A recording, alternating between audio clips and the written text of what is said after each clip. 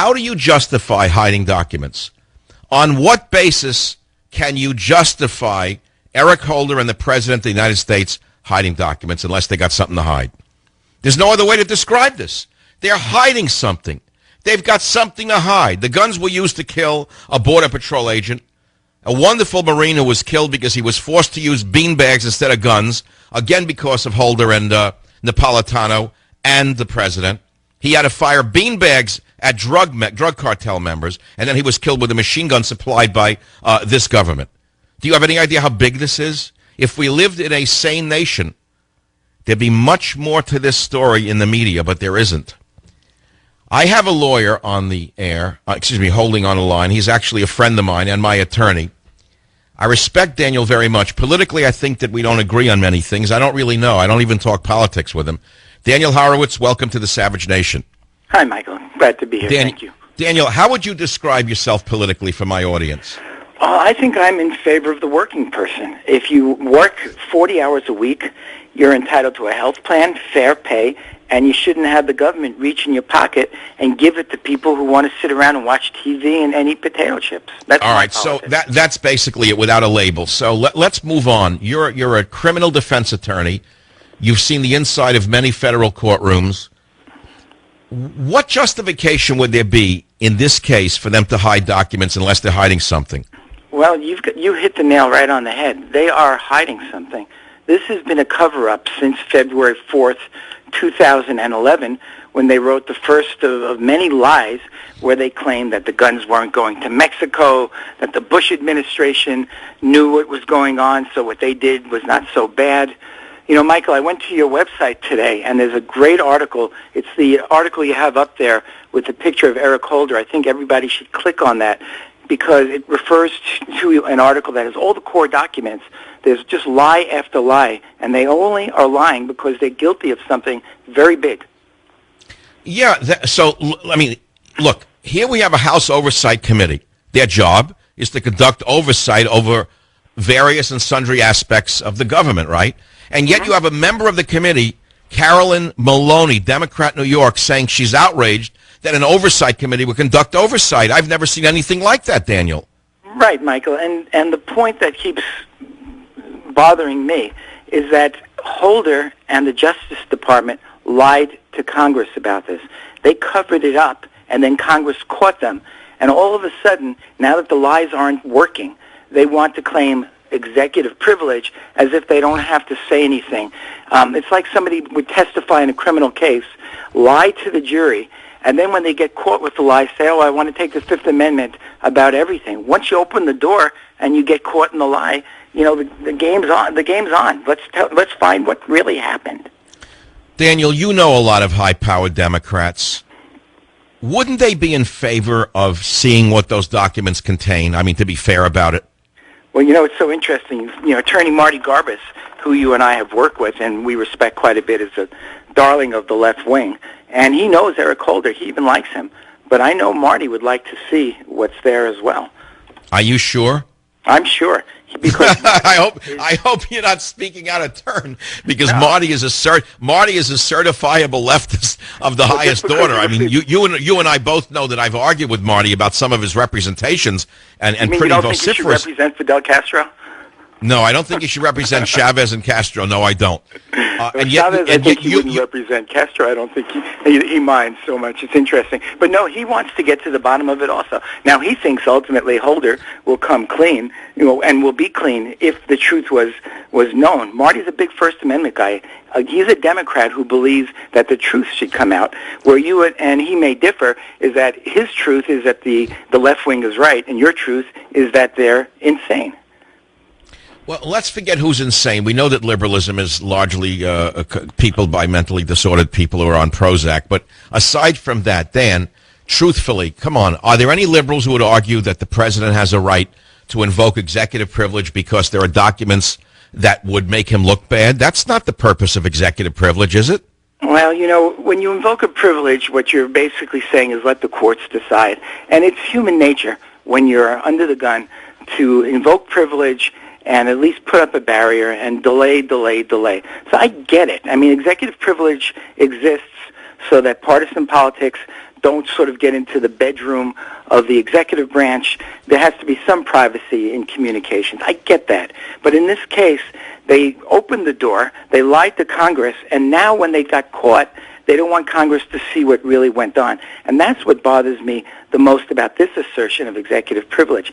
Had they done it at the beginning, turned the documents over to a fair and neutral judge, if there are any, and the judge would say, well, some of these are relevant to what Congress wants to know, some of these are not, and they have to do with how Holder and Obama talked to each other, and segregated things out. That would have been okay.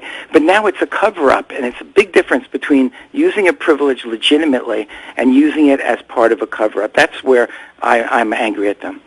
All right. Now, you used the key word, Daniel Horowitz. You said cover-up. That set off memory bells in my head of Watergate and a giant cover-up that led to the resignation of President Nixon. Right. Do you think this case is as big a case as Watergate? Michael, it's like you've been saying, we don't know, but they would not be acting the way they're acting if they didn't have something to hide, right? Well, that's what I think.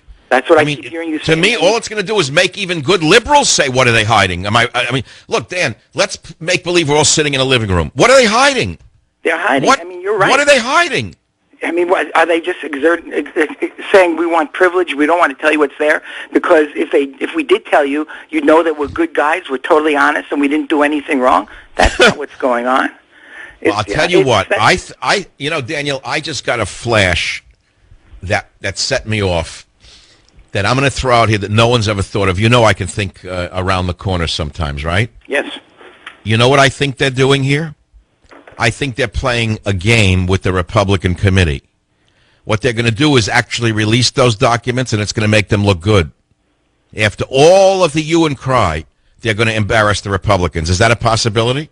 Well, Michael, it's a good possibility, and that's the type of chess master thinking.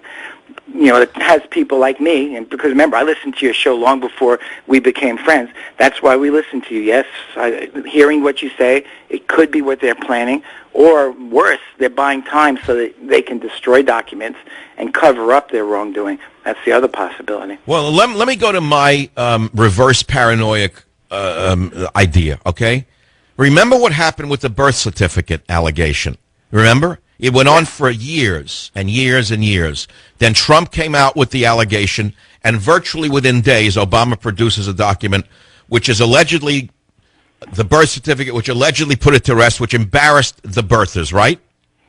I guess they were embarrassed, yes. No, there's still a huge industry that says he's not an American citizen, but it more or less took the steam out of the opposition, did it not? Okay, I'm with you on that, yes. All right, so now follow the logic. They're actually playing the Republicans who are running after them for these documents, and they're saying, we're not going to give them to you. Now, all of a sudden, the big hue and cry goes on for another few weeks, and then Holder and he either make up new documents. I mean, after all, couldn't they forge documents which make them look good? Oh, I think they can and will forge documents, and I think they'll particularly destroy documents, and they need to buy time, because when you destroy documents, you have to figure out where every single one went and retrieve it covertly, and that's why cover-ups take time. So I think they are covering it up one way or the other. Michael, what really bothers me, I have to say this entire operation makes no sense. We already know who the drug dealers are in Mexico. We know who has the guns. We know everything this operation would tell us. The exact line of distribution from A to Z is really not very important.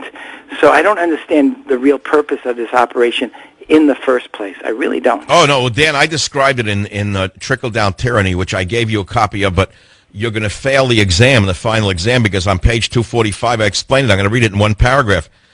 They wanted to confirm their bias against the Second Amendment to demonstrate that gun ownership is dangerous, and the gun shops in Arizona were the ones selling the weapons to Mexico, and they needed to be shut down. So the object here was to weaken the Second Amendment by going after the gun stores in Arizona.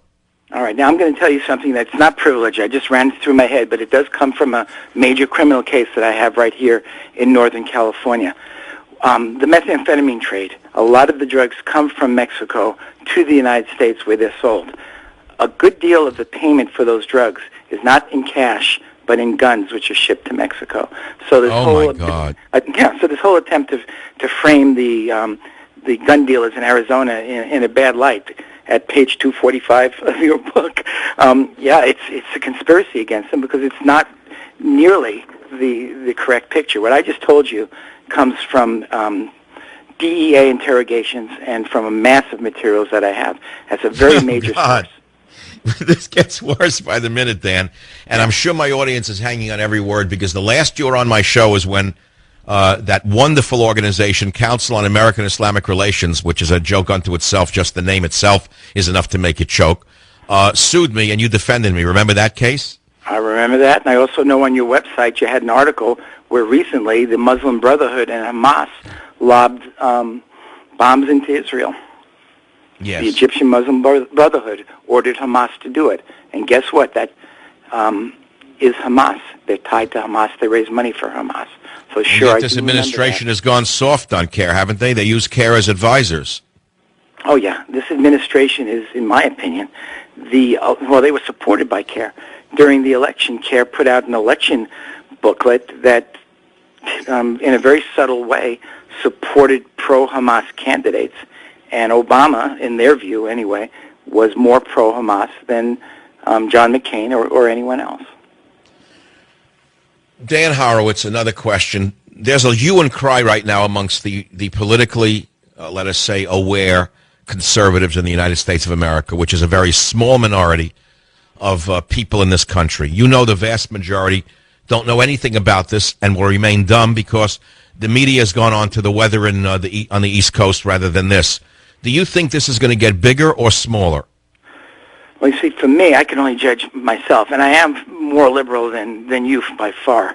And yet I'm angry, and you can tell I'm angry. I think this is going to get big because even though there's a chance they'll succeed in their cover-up and destroying documents and try to embarrass the Republicans in Congress, I don't think so. I think there is direct involvement of the Obama administration in covering this up with Holder to avoid embarrassment. This is a very narcissistic president.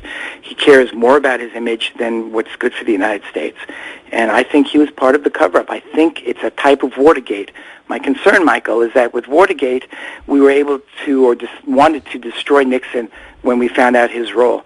Here, Obama could be just as guilty on something much more serious because a brave man, as you pointed out, was murdered because of this operation. And yet I think it'll just fall off his back like water off a duck. Why? Because of this of the spineless media? I mean, is that the reason they're just going to brush it aside? I think that's part of it, and I'm afraid that the public is not angry enough and cowed and afraid. I mean, your audience is very powerful and very strong, but how many people do you have? Listen, 10 million people. This is a country. They've got people watching CNN. They got 10 million cowards watching CNN who believe anything that Anderson Cooper says. So I'm concerned.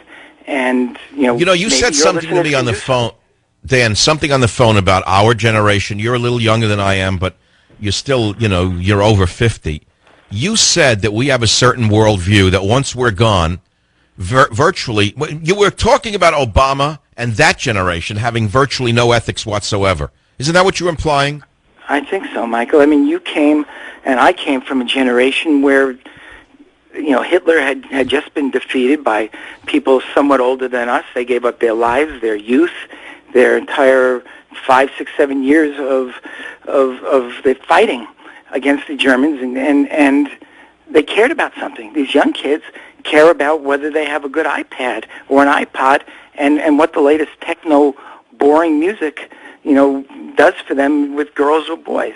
How are they going to get upset when by a policy that his Justice Department puts into place? They don't care. So it doesn't matter. It has no meaning to people who are simply watching which slut in Hollywood ripped which dress on Sunset Boulevard in an ecstasy stupor. Yeah, I wish I could talk like you, but yes, that's what I mean. I'm sorry. I'm sorry to be so graphically blunt. Daniel Horowitz, as usual, an amazing interchange with you. I'm sure my audience is scintillated.